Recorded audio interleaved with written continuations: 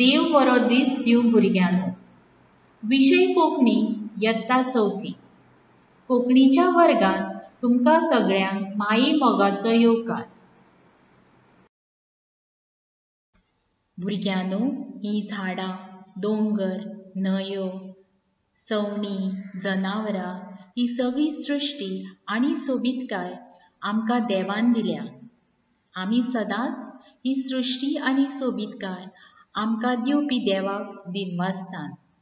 आयज आमी अशीच एक कविता शिकुया. कवितेचें नांव आसा प्रार्थना.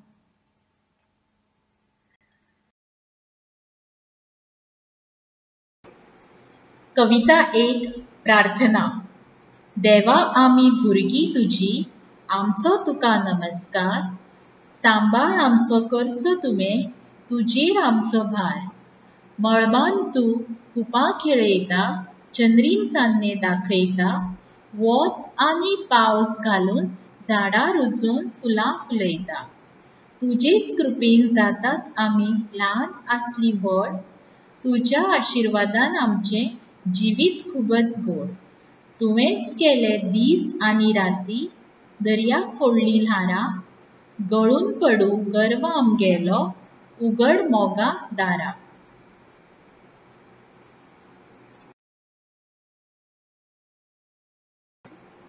भुरगीं देवाक नमस्कार करतात आनी आपलो सांबाळ करचो अशें देवा कडेन मागतात.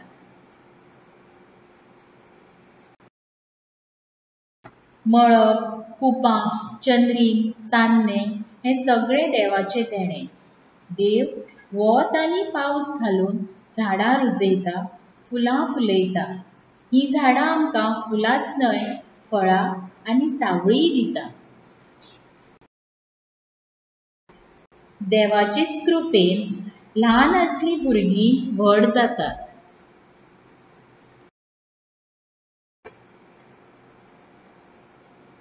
देवानूच दीस आनी राती केल्यो. तुमी सगळ्यांनी दर्या पळयला आसतलो. दर्या, दर्याची ल्हारां हें सगळें देवानूच केलां. भुरगीं देवा कडेन मागतात की आपली मोगाची दारां उक्तीं करून आमचो गर्व गळून पडचो. मोगाची दारां उक्तीं करप म्हणजे दुसऱ्यांक मदत करचें, आदार दिवचो. तर भुरग्यांनो, देवान आमकां जायते देणें दिलां. तेचो आमी सांबाळ करूंक जाय आनी सदांच देवाचो उगडास करूंक जाय. घरपाठ कविता पाठ करात.